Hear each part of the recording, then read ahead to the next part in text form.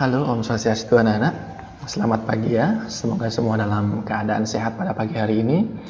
Nah, sesuai jadwal kita pada hari ini, hari Sabtu ya, kita akan belajar sesuai dengan mata pelajaran yaitu Pendidikan Agama Hindu dan Budi Pekerti.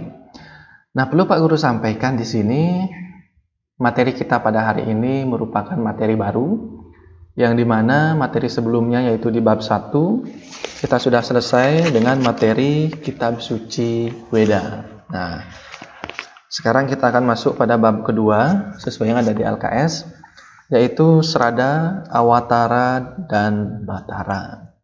Seperti itu. Nah, sebelum Pak Guru lanjut, Pak Guru ingin menyampaikan sedikit kepada anak-anak Pak Guru sekalian. Semoga di dalam pembelajaran ini kalian tetap semangat, meskipun kita belajar secara jarak jauh. Pak Guru berharap semangat kalian untuk belajar itu tetap sama seperti layaknya belajar di ruangan kelas bersama dengan teman-teman. Seperti itu. Nah, sekarang silahkan kalian siapkan LKS kalian. Ya, Pak Guru harap kalian sudah ada LKS-nya semua, dan Pak Guru harap selama LKS ada di rumah itu semua dibaca ya. Nah, oke. Di sini Pak Guru sudah siapkan beberapa slide. Nah, semoga dengan media yang Pak Guru buat pada hari ini bisa mempermudah anak-anak sekalian untuk belajar.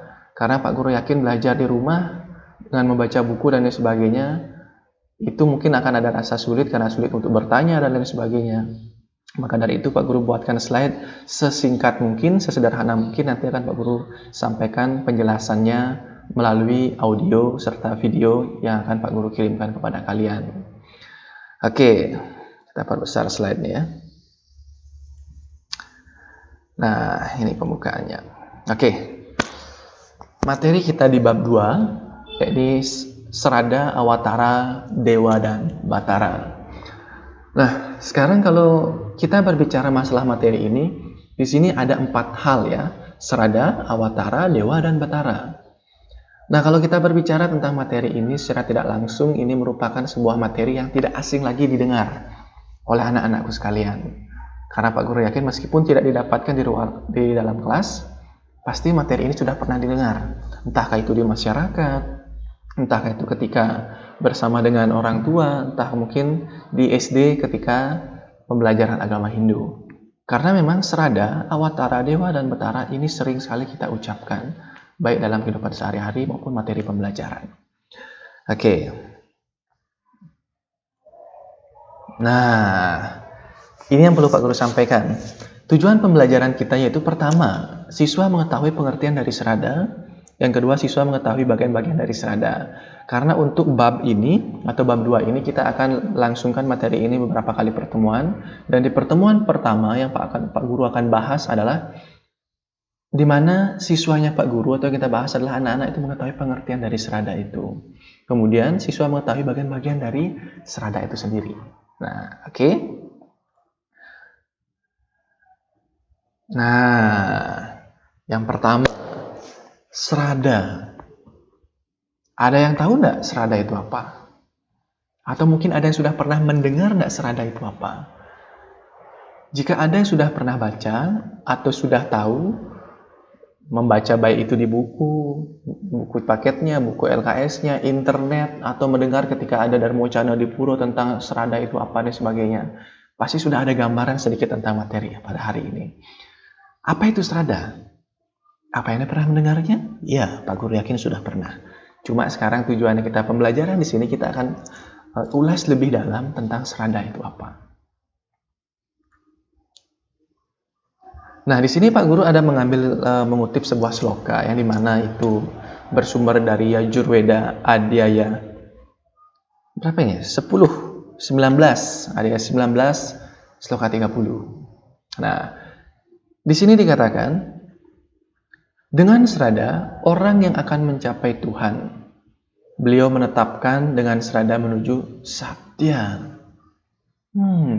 Berarti secara tidak langsung, orang yang memiliki Srada itu akan mencapai Tuhan. Beliau menetapkan dengan Srada menuju Satya. Apa kira-kira maksudnya? Nah, nanti dari materi ini akan kita ulas. Oke. Serada, kata serada itu bisa berasal dari bahasa Sanskerta yang artinya urat kata serad, yang artinya keyakinan. Nah, silahkan baca di LKS-nya, di sana sudah ada. Nah, di sana sudah ada sedikit dijelaskan, nanti Pak Guru akan ulas, yang dimana serada itu artinya keyakinan. Kalau kita belajar agama, berarti kita akan berbicara tentang sesuatu hal yang dipercaya atau sesuatu hal yang diyakini. Antara kata kepercayaan dan keyakinan itu tidak akan pernah kita pisahkan, atau sulit untuk dipisahkan dalam pembelajaran ini. Karena kenapa? Ketika kita belajar tentang agama, dan agama apapun itu, semua pasti akan berbicara tentang kepercayaan. Ketika sudah berbicara tentang kepercayaan, akan melangkah pada yang namanya sebuah keyakinan. Yang dimana sebuah kepercayaan dan keyakinan itu melekat antara seseorang dengan apa yang dia yakini. Seperti kita misalkan di Hindu, kita meyakini bahwa alam semesta ini diciptakan oleh Ida Sang Yang Widi Wasa. Ada sesuatu hal yang sulit untuk dijelaskan di luar kemampuan nalar kita, yang dimana kita yakini itu merupakan segala sesuatu yang memang diciptakan oleh beliau. Beliau itu siapa? Yang kita yakini dalam agama Hindu kadang disebut sebagai Tuhan, Brahman, atau yang secara umum yang diyakini oleh umat Hindu disebut dengan Sang Yang Widi Wasa. Apakah kita pernah melihatnya? Tidak. Tetapi kenapa kita bisa yakin pada beliau? Itulah yang akan kita pelajari pada saat ini. Nah, di sini serada itu artinya keyakinan. Nah, berasal dari dua kata, panca dan serada. Panca artinya 5, serada dengan yang berarti ada 5 dasar keyakinan atau 5 dasar kepercayaan umat Hindu. Banyak sekali ya. Kita kira hanya 1, tapi ada 5, khususnya pada pembelajaran agama Hindu. Nah, yang pertama, yaitu percaya dengan adanya Brahman. Yang kedua, percaya dengan adanya Atman. Dan yang ketiga, percaya dengan adanya Karma Pala. Yang keempat, percaya dengan adanya Punarbawa. Dan yang kelima, percaya dengan adanya Moksa. Nah, dari Pancasrada ini adalah pembagiannya, itu ada 5. Yang dimana dari masing-masing pembagian di sini akan berusaha Pak Guru jelaskan keseluruhannya. Jika tidak sampai untuk penjelasan keseluruhannya, akan Pak Guru lanjutkan minggu depannya. Oke. Sambil Pak Guru menjelaskan melalui audio visual ini, Pak Guru berharap kalian juga lihat LKS-nya ya, di sini di halaman 11. Bukan, halaman 13. Di sana sudah ada. Oke, bagian yang pertama, Brahman. Nah, Brahman artinya apa? Itu keyakinan terhadap Sang Pencipta atau Tuhan itu sendiri. Berarti umat Hindu meyakini bahwa segala sesuatu yang ada, ini pasti memiliki pencipta. Misalkan, di rumah kalian ada kursi, ada pintu, dan sebagainya. Siapa yang menciptakannya? Manusia itu sendiri. Sekarang ibu kalian masak pagi-pagi, ada nasi goreng, ada sayur, dan lain sebagainya. Siapa yang menciptakannya? Ibu kalian. Diciptakan dari apa? Mengolah sayuran yang ada, bumbu yang ada, mengolah nasi yang ada. Diolah dengan kemampuan ibunya, akhirnya menciptakanlah menu yang namanya sayuran. Mungkinkah itu ditumis dan sebagainya, dan menciptakanlah juga menu namanya nasi goreng. Itu semua yang menciptakan. Kadang kita berpikir, terus kalau manusia, alam semesta ini, binatang-binatang ini, awan, udara, langit, dan sebagainya, alam semesta siapa? Itulah yang membuat nalar kita berpikir ada sesuatu hal di balik itu yang sulit kita jelaskan tapi kita yakini. Nah, yang dikenal dalam umat Hindu adalah Sang Yang Widi Wasa. Keyakinan yang pertama atau sesuatu yang dalam Pancasrada yang pertama adalah Brahman. Keyakinan terhadap Tuhan. Nah, dalam menguasai alam semesta, Tuhan Maha Esa dikenal dengan berbagai manifest sesuai dengan fungsi kemahakuasaannya. Dalam nama dewa, banyak sekali nama Tuhan. Nah, di sini dikatakan dalam Rigveda Mandala 1 Sukta 164 mantra 46 dikatakan, Ekam Satwiprah Bahuda Wadanti Agnim Yamam Mataris Wanam. Yang dimana artinya Tuhan itu hanya satu.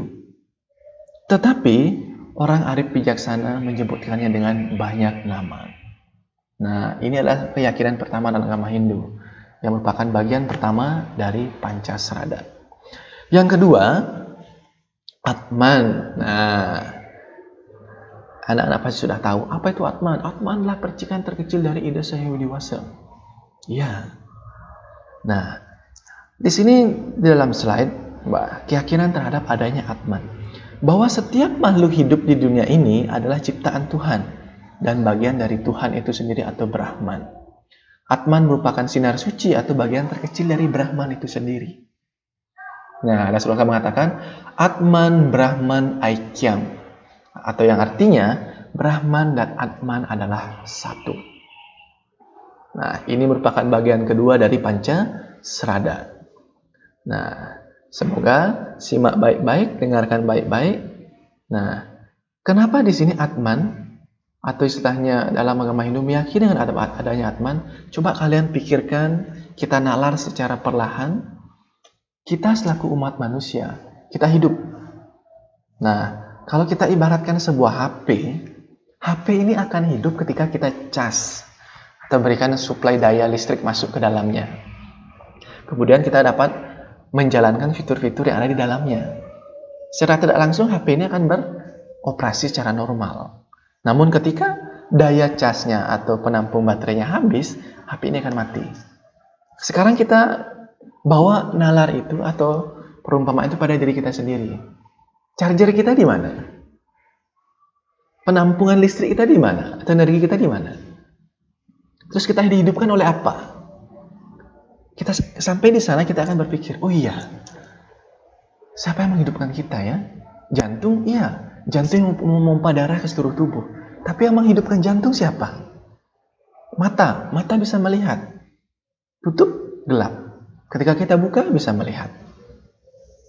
Terus ada yang menjawab, Pak, kita dicas ketika malam, Pak, ketika tidur. Iya, kita dicas ketika malam, ketika tidur, ketika beristirahat. Bagaimana caranya? Siapa yang mengecas dan sebagainya? Kemudian ketika kita bangun, kita merasakan energi dalam tubuh kita sehat, rasa ngantuk itu hilang, dan lain sebagainya. Secara tidak langsung, nalar kita menangkap ada sesuatu di dalam diri kita yang memang itu beroperasi, bekerja, memberikan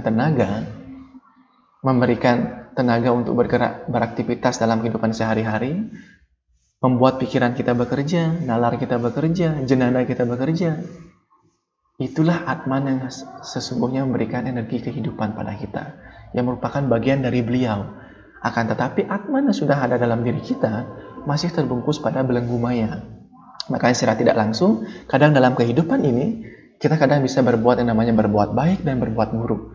Karena kenapa? Kesadaran Atman ini berkurang karena kita sudah menyatu dengan alam maya dan menyatu dengan badan kasar kita.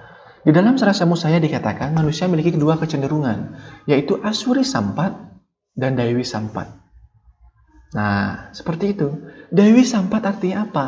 Manusia memiliki kecenderungan untuk berbuat baik karena sifatnya seperti memiliki sifat kedewataan. Sedangkan Asuri Sampat, kecenderungan manusia untuk berbuat keangkaran murkaan, karena itu merupakan bagian dari perbuatan yang tidak baik. Nah, seandainya Atman ini ingat, bersih, dan tidak terpengaruh pada maya, secara otomatis segala sesuatu yang dia lakukan akan cenderung kepada Daiwi Sampat itu sendiri. Makanya tujuan kita belajar agama adalah apa? Untuk memurnikan Atman dalam diri kita, mencari tahu siapa sesungguhnya beliau. Seperti itu. Nah, itu bagian kedua dari Pancasrada. Oh, maaf. Ya. Ini bagian ketiga, yaitu karma pala. Nah, dalam hidup ini anak-anak ya, segala sesuatu yang kita lakukan, ketika buruk kita lakukan, buruk akan kita dapatkan. Ketika baik yang kita lakukan, baik pula yang akan kita dapatkan. Dalam hidup ini, itu adalah hukum sebab akibat. Dan dalam ajaran agama Hindu itu dikenal dengan hukum karma pala. Karma pala terdiri dari dua kata, karma dan pala. Karma itu perbuatan, pala itu hasil. Berarti secara tidak langsung, segala apa yang kita lakukan, itu pasti akan mendapatkan hasilnya. Baik yang kau perbuat, baik yang kau dapatkan. Buruk yang kau perbuat, buruk juga yang kau dapatkan. Makanya secara tidak langsung, lakukanlah dalam hidup ini perbuatan yang baik. Karena di satu sisi dengan engkau terus berbuat baik, niscaya hasil yang baik pun akan datang pada dirimu. Seperti itu. Nah, di sini karma pala ada dibagi menjadi tiga, yaitu Sancita karma pala, Prarabdha karma pala, dan Kriyamana karma pala.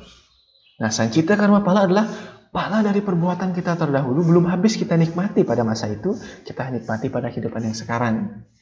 Prarabdha karma pala, pala dari kehidupan kita sekarang, sekali ini pun, atau di masa kehidupan ini yang akan kita dapatkan. Dan yang terakhir, kriya mana karma pala, pala dari perbuatan kita yang sekarang, belum habis kita nikmati sekarang, kita nikmati pada kehidupan yang akan datang. Nah, berarti secara tidak langsung harus tertanam dalam diri anak-anak, dalam hidup ini kita harus dominan berbuat baik. Kita lanjut. Nah, yang keempat, itulah punarbawa. Nah, punarbawa itu sering dikenal sebagai kelahiran kembali ke dunia. Ini adalah bagian keempat dari Pancasrada. Ini adalah sesuatu yang bisa diyakini oleh umat Hindu. Sekarang Pak Guru tanya sama anak-anak, bagaimana cara membuktikan bahwa punarbawa itu ada? Anak-anak yakin enggak? Karena di satu sisi, ini adalah materi sebuah pembelajaran, bisa kita baca di buku, internet, dan lain sebagainya. Tetapi untuk meyakinkan diri kita sendiri bahwa memang punarbawa itu ada, bagaimana caranya? Ada yang tahu? Silahkan nanti tanyakan di rumah bersama dengan orang tuanya, atau silahkan baca buku, internet, atau literatur yang lainnya. Silahkan kaitkan dengan kehidupan kalian sehari-hari. Pak, saya bisa membuktikannya Pak, punarbawa itu memang benar ada. Bagaimana caranya? Oh, seperti ini. Silahkan. Nah, itu ada nanti akan Pak Guru berikan tugas kepada anak-anak. Karena satu sisi punarbawa adalah lahir kembali ke dunia atau lahir berulang-ulang kali ke dunia. Sekarang timbul pertanyaan, kenapa itu bisa terjadi? Nah, karena karma pala itu akan berkaitan dengan punarbawa. Seperti Pak Guru katakan, ketika dalam hidup ini kita sering berbuat yang tidak baik, secara tidak langsung karma kita di kehidupan alam sana itu akan mendapatkan penilaian dari beliau. Oh, kamu dalam hidup ini, dalam kehidupan di dunia selalu berbuat buruk. Remedi kembali, lahir kembali ke dunia untuk melaksanakan perbuatan baik. Makanya secara tidak langsung, beruntunglah kita yang lahir ke dunia sebagai manusia. Karena secara tidak langsung, kita memiliki tugas untuk memperbaiki kesalahan yang sudah pernah kita lakukan untuk meningkatkan kualitas diri, hingga waktunya tiba nanti ketika kita kembali kepada beliau, diusahakan kita tidak terlahir kembali ke dunia. Seperti itu. Nah, ini di sini di slide bisa dilihat Pak Guru mengambil sebuah gambar. Di sini sudah tua, akhirnya meninggal dan sebagainya, akhirnya lahir kembali jadi anak-anak dan sebagainya. Ini adalah proses punarbawa. Oke, bagian yang kelima, moksa. Nah, kalau anak-anak mendengar kata moksa, apa yang ada di pikirannya kira-kira? Pak, moksa itu menyatu dengan Tuhan. Pak, moksa itu tidak terlahir kembali. Pak, moksa itu di mana Atman merasakan kebahagiaan yang abadi. Iya. Apa yang anak-anak pahami dari apa yang Pak Guru sampaikan itu semuanya benar. Karena moksa dapat diartikan seperti itu. Tetapi ada satu petikan yang mungkin anak-anak juga pernah dengar, pernah baca. Moksatam jagadita yaca iti dharma. Itu tidak akan pernah lepas kita bicarakan. Sekarang silahkan kembali lihat pada slide. Moksa berasal dari kata muts yang berarti bebas. Bebas dari segala ikatan karma, ikatan duniawi baik itu suka maupun duka, ikatan hidup, ikatan cinta kasih dan lain sebagainya. Di mana jika suatu atman telah mencapai moksa, maka sang atman tidak akan terikat lagi dengan urusan keduniawian. Dari segala sesuatu yang menyangkut aspek karma pala, samsara dan lain sebagainya. Syarat utama untuk mencapai moksa adalah menjalankan semua ajaran agama dengan benar. Nah, Pak Guru tekankan lagi, syarat untuk mencapai moksa adalah menjalankan semua ajaran agama dengan benar. Jika telah mencapai moksa, biasanya disebut dikenal juga moksatam jagadita yaca iti dharma. Itulah tujuan tertinggi dari agama Hindu. Nah, maka dari itu, bagaimana caranya mencapai ini? Jalankanlah semua ajaran agama dengan benar. Ketika dalam kehidupan, berbuatlah yang baik. Ketika memiliki teman dalam kelas, bantulah teman kita, saling tolong-menolong. Ketika masa pandemi COVID-19, pembelajaran jarak jauh seperti ini, bantulah orang tua di rumah.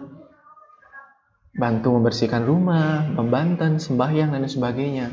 Itu harus tetap kita laksanakan. Itu merupakan bagian dari pembelajaran agama. Ketika mungkin kalian memiliki rezeki lebih atau memiliki niat baik dibicarakan pada orang tua, Bu, Pak, Musim pandemi sekarang, saya ingin membantu tetangga kita yang sedang kesulitan. Silahkan. Ketika kalian sembahyang, doakanlah musibah ini yang sedang melanda di negara kita, bahkan di dunia, agar segera berakhir dan kehidupan kembali normal. Doakanlah tim para medis dan lain sebagainya agar bekerja dengan selamat dan dapat menyembuhkan banyak orang. Itu bagian dari kita melaksanakan ajaran agama Hindu. Karena di satu sisi, untuk mengajarkan atau mengimplementasikan ajaran agama Hindu, dengan kita berdoa, dengan kita langsung berbuat, itu merupakan sebuah langkah positif yang sangat memiliki nilai yang sangat besar. Tetapi satu hal, harus dilandasi dengan keikhlasan. Nah, maka moksa pun akan tercapai. Nah, inti dari moksa adalah sebuah kebebasan. Adanya sebuah kebebasan, tidak adanya keterikatan. Iri dengki itu sudah tidak ada. Berarti ada sebuah kebahagiaan. Apakah kebahagiaan itu hanya didapatkan di alam sana? Tidak. Dengan kita bisa membantu orang lain dengan ikhlas, ada kebahagiaan yang kita rasakan dalam hati kita. Melihat senyum orang itu, mendengarkan rasa terima kasih itu, akan ada sebuah pancaran energi yang kita rasakan. Ada kebahagiaan ketika kita melaksanakan itu dengan tulus. Jangan sampai kalian membantu orang lain, terus kalian pamer di media sosial, kalian buat captionnya, aku sudah membantu orang-orang ini, aku sudah jadi orang baik. Jangan. Meskipun itu bisa dikatakan adalah perbuatan baik, tetapi di satu sisi berbuat baik kita harus melihat juga etika. Jangan sampai kita melakukan perbuatan baik hanya untuk mencari apa? Simpati dari orang lain. Malah dari hal itu yang akan kita lakukan akan menimbulkan apa? Kesombongan. Maka sesungguhnya didasarkan pada keikhlasan. Seperti itu anak-anak. Nah, dari Pancasrada, itulah percaya dengan ada Brahman. Itu sudah tadi, Atman, Karmapala, Punarbawa, dan Moksa. Ini dah 5 dasar yang menjadi pedoman kita selaku umat Hindu. Maka secara tidak langsung, kita harus belajar secara perlahan. Karena belajar agama sampai kapan itu tidak akan pernah selesai. Jika apa yang Pak Guru sudah sampaikan kepada anak-anak, ada yang mungkin istilahnya kurang mengerti dan sebagainya, silahkan hubungi Pak Guru nanti melalui via WA. Dan seandainya ada anak-anak mungkin nanti membuka YouTube, membaca di internet, membaca buku, Pak pengertiannya seperti ini, silahkan. Karena secara tidak langsung apa yang Pak Guru sampaikan dan apa yang nanti akan kalian baca di sumber yang lain tidak akan pernah jauh beda. Semuanya itu akan menyesuaikan dengan bahasa masing-masing. Seperti itu. Tetapi esensinya sama. Nah, Oke, mungkin untuk video kali ini sekian dari Pak Guru. Semoga di pertemuan kita pertama untuk membahas Rada ini sedikit tidaknya bisa membantu anak-anak untuk belajar, karena Pak Guru yakin pembelajaran jarak jauh memiliki banyak sekali kendala, baik itu kendala di siswa maupun guru. Pak Guru berusaha membuat media ini sedemikian rupa untuk anak-anak bisa lihat, bisa dengarkan. Dan untuk pertanyaannya nanti silahkan tanyakan melalui via WA atau grup kelas yang sudah kita bentuk bersama. Sekian dari Pak Guru. Apabila ada salah-salah kata, Pak Guru mohon maaf. Pak Guru akhiri dengan Paramasanti. Om Santi Santi Santi Om.